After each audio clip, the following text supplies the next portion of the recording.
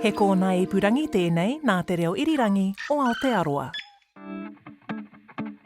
Kia ora, I'm Katie Gossett, the host of Thrift, and in Season 8, we're asking, do you have an emergency fund? Absolutely not. I do, but it's not very much.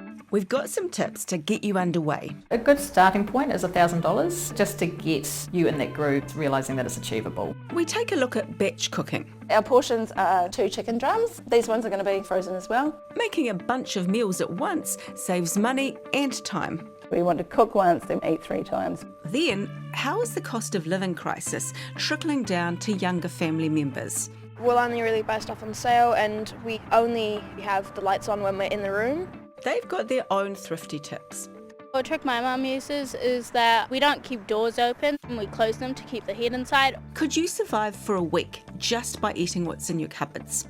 Maybe it's worth trying the pantry challenge. I said, no, we're not going out. Budget time, we're going to eat what I make. Then home maintenance hacks. Get to know your property so you can ward off problems down the track. Look out for dripping taps or look up at your ceiling. Most things are noticeable.